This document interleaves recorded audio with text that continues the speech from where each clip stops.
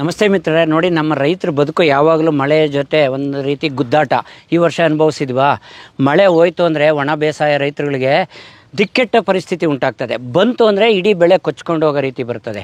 ಆದ್ದರಿಂದ ಮಳೆ ಹೆಚ್ಚು ಬಂದಾಗ ಅದನ್ನು ಶೇಖರಣೆ ಮಾಡಿಕೊಂಡು ಮಳೆ ಅಭಾವ ಇರೋ ಪರಿಸ್ಥಿತಿನಲ್ಲಿ ಸಂದರ್ಭಗಳಲ್ಲಿ ಬಳಸ್ತಕ್ಕಂಥ ನೂತನ ತಂತ್ರಜ್ಞಾನಗಳು ಈಗ ವಿಜ್ಞಾನಿಗಳು ತುಂಬಾ ಅಭಿವೃದ್ಧಿ ಪಡಿಸ್ತಾ ಇದ್ದಾರೆ. ಅಂಥ ಒಂದು ತಂತ್ರಜ್ಞಾನನ ನಾವು ಇಲ್ಲಿ GKVKನಲ್ಲಿರ್ತಕ್ಕಂಥ ಡ್ರೈಲ್ಯಾಂಡ್ ಪ್ರಾಜೆಕ್ಟ್ ಏನಿದೆ ಅಲ್ಲಿ ಮುಖ್ಯ ವಿಜ್ಞಾನಿ ಮೂಡಲಗಿರಿಯಪ್ಪ ಅವರಿಂದ ತಿಳ್ಕೊಳ್ಳೋಣ. ಸ್ನೇಹಿತರೆ ನಮಸ್ತೆ ಸರ್. ನಮಸ್ಕಾರ ಸರ್. ಸೊ ಇಲ್ಲಿ ನಡೀತಿರ್ತಕ್ಕಂಥದ್ದು ಏನಿದೆ ಅದು ಡೀಟೇಲ್ಸ್ ದಯವಿಟ್ಟು ನಮ್ಮ ರೈತರ ಬಾಂಧವ್ರಿಗೆ ತಿಳಿಸ್ಕೊಡಿ ಸರ್. ನಮಸ್ಕಾರ ರೈತ ಬಂದವರೇ. ಈ ವರ್ಷ ನಮ್ಮ ಒಂದು ಕೃಷಿ ವಿಶ್ವವಿದ್ಯಾಲಯ ಬೆಂಗಳೂರಿನಲ್ಲಿ ನವೆಂಬರ್ 14ರಿಂದ 17ರವರೆಗೆ ಕೃಷಿ ಮೇಳವನ್ನು ಆಚರಿಸ್ತಾ ಇದ್ವಿ. ವರ್ಷದಂತೆ ಈ ವರ್ಷವೂ ಕೂಡ ಸಾಕಷ್ಟು ಪ್ರಯೋಗಗಳನ್ನು ಮಾಡಿ ರೈತರಿಗೆ ಪ್ರಸ್ತುತಪಡಿಸ್ತೀವಿ. ಈಗಾಗಲೇ ನಮ್ಮ ವೇಣುಗೋಪಾಲ್ ಹೇಳದಂಗೆ ಈ ರೈತ ಮಾರುಕಟ್ಟೆ ಮತ್ತು ಮಳೆಯಿಂದ ಸಾಕಷ್ಟು ತೊಂದರೆ ಅನುಭವಿಸ್ತಾ ಇದ್ದಾರೆ. ಆದ್ದರಿಂದ ಈಗಾಗಲೇ ಅತಿವೃಷ್ಟಿ ಅನಾವೃಷ್ಟಿ ಕೂಡ ನಾವು ಸಾಕಷ್ಟು ನೋಡಿದ್ದೀವಿ. ಇಂಥ ಒಂದು ಸಂದರ್ಭದಲ್ಲಿ ಖುಷ್ಕಿ ಬೇಸಾಯ ಪ್ರಯೋಜನೆಯಲ್ಲಿ ನನ್ನ ಹೆಸರು ಡಾಕ್ಟರ್ ಮೂಡಲಗಿರಿಯಪ್ಪ ಅಂತೇಳಿ, ನಾನು ಖುಷ್ಕಿ ಬೇಸಾಯ ಪ್ರಯೋಜನೆಯಲ್ಲಿ ಮುಖ್ಯ ವಿಜ್ಞಾನಿಯಾಗಿ ಕೆಲಸ ಮಾಡ್ತಾಯಿದ್ದೀನಿ. ಈ ಒಂದು ಖುಷ್ಕಿ ಬೇಸಾಯಲ್ಲಿ ವಿನೂತನವಾಗಿ ನಾವು ಈ ಮಳೆ ನೀರನ್ನು ಯಾವ ರೀತಿ ಸಂರಕ್ಷಿಸಬೇಕನ್ನೋದು ಒಂದು ಪ್ರಾತ್ಯಕ್ಷಿಕೆಯನ್ನು ನಂಬ್ಕೊಂಡಿದ್ವಿ. ಇಲ್ಲಿ ನಾವು ಸುಮಾರು 15 ಗುಂಟೆ ಒಂದು ಪ್ರದೇಶದಲ್ಲಿ ಒಂದು ಪಾಲಿ ಹೌಸ್ನ ಒಂದು ನಿರ್ಮಾಣ ಮಾಡಿದ್ದೀವಿ. ಈ ಪಾಲಿ ಹೌಸ್ನಲ್ಲಿ ಸುಮಾರು ಶೇಕಡ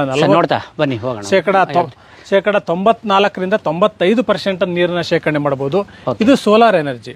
ಈ ಸೋಲಾರ್ ಎನರ್ಜಿನೇ ನಮಗೆ ನೀರಾವರಿಗೆ, ಪಂಪಿಂಗ್ಗೆ ಎಲ್ಲಾನು ಈ ಸೋಲಾರ್ ಎನರ್ಜಿ ಶೇಖರಣೆ ಮಾಡಿ ಇಲ್ಲಿ ಉದಾಹರಣೆಗೆ ನೀವು ನೋಡಿರ್ಬೋದು. ಈ ಒಂದು 15 ಗುಂಟೆ ಜಾಗದಲ್ಲಿ 15 ಲಕ್ಷ ಲೀಟರ್ನ ನಾವು ಕಲೆಕ್ಟ್ ಮಾಡ್ಕೋಬಹುದು.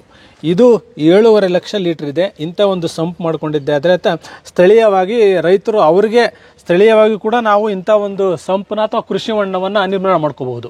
ಓಕೆ. ಸೊ ಒಟ್ಟಾರೆ ಈ ಒಂದು 15 ಗುಂಟೆ ಪ್ರದೇಶದಲ್ಲಿ ಸುಮಾರು 15 ಲಕ್ಷ ಲೀಟರ್ನ ಕಲೆಕ್ಟ್ ಮಾಡ್ಕೋಬಹುದು ನಾವು ನೀರು.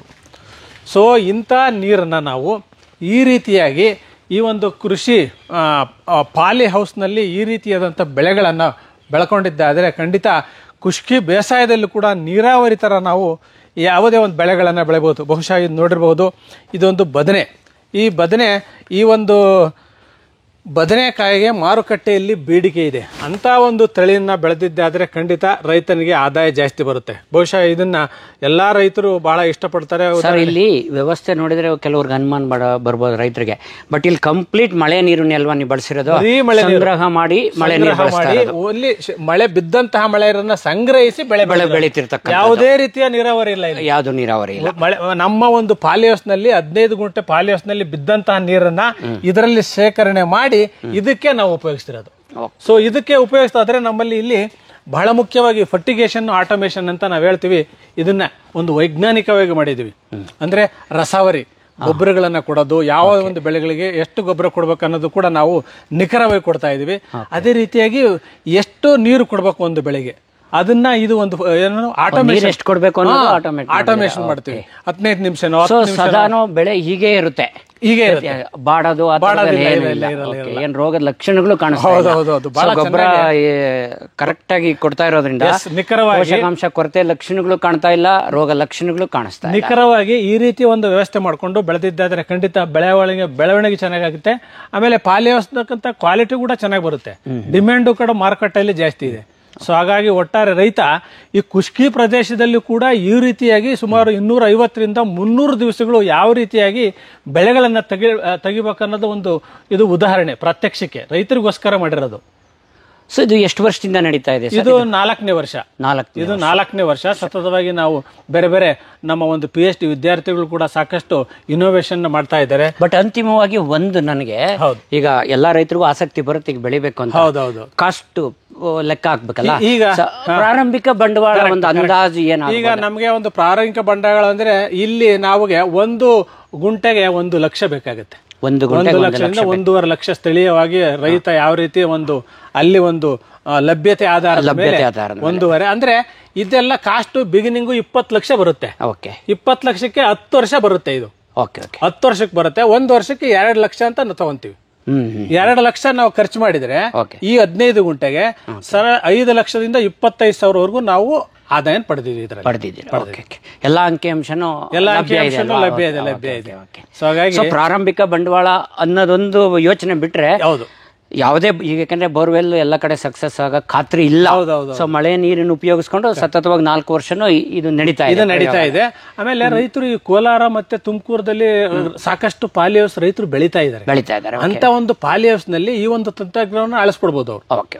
ಈಗಾಗಲೇ ಅವರು ರೈತರು ಸಾಕಷ್ಟು ಪಾಲಿ ಹೌಸ್ ನಲ್ಲಿ ಬೆಳೀತಾ ಇದೆ.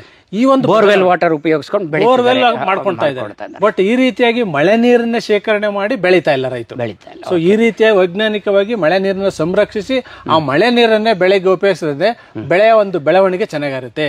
ಯಾವ ರೀತಿಯ ಒಂದು ಲವಣಾಂಶ ಇರೋದಿಲ್ಲ, ಬೆಳೆಗೆ ಬೇಕಾದಂತ ಪೋಷಕಾಂಶಗಳು ನೀರಿನಲ್ಲಿರುತ್ತೆ. ಹಾಗಾಗಿ ಬೆಳೆ ಸಮೃದ್ಧವಾಗಿ ಬರುತ್ತೆ. Okay sir, thank you sir, ಧನ್ಯವಾದ. ಇವು ತಳಿಗಳು ಕಮರ್ಷಿಯಲ್ ಮಾರ್ಕೆಟ್ ಅಲ್ಲಿ ತಗೊಳ್ತೀರಾ ಅಥವಾ ಇಲ್ಲಿ ಏನಾದ್ರು ಯೂನಿವರ್ಸಿಟಿ ಅಭಿವೃದ್ಧಿ ಪಡಿಸಿರೋ? ಇಲ್ಲ, ಕಮರ್ಷಿಯಲ್ ತಳಿನೇ ಉಪಯೋಗಿಸಿದೆ ಸರ್. ಕಮರ್ಷಿಯಲ್ ತಳಿನೇ. ಸೊ ರೈತರ ತರನೇ ಇರಬೇಕು. ನಾಗೆ ಭಾಳ ಡಿಮ್ಯಾಂಡ್ ಇದೆ. 250ರಿಂದ 300, 400 ರೂಪಾಯಿವರೆಗೂ ಒಂದು ಕೆಜಿ ಇದು 200 ಗ್ರಾಮ್ದು ವೇಣುಗೋಪಾಲ್ ಸರ್. ಇದು 200 ಗ್ರಾಮ್ದು 80 ರೂಪಾಯಿ, 100 ರೂಪಾಯಿವರೆಗೂ ಮಾರ್ತಾರೆ. ಓ ಗುಡ್. ಒಳ್ಳೆ ಅಂದ್ರೆ ಆಧುನಿಕ ಈ ಡಿಜಿಟಲ್ ಅಗ್ರಿಕಲ್ಚರ್ ಏನಿದೆ, ಆಧುನಿಕ ತಂತ್ರಜ್ಞಾನ ಬಳಸ್ಕೊಂಡು ನೀರು ಪೋಷಕಾಂಶಬಹುದು.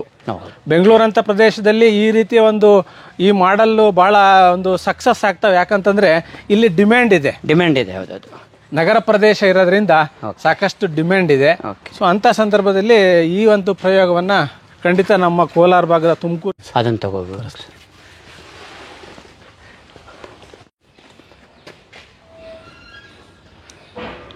ಸಾಯಿಲ್ ಲೆಸ್ ಅಲ್ವಾ ಇದು? ಹೌದು, ಹೈಡ್ರೋಪೋನಿಕ್ಸ್.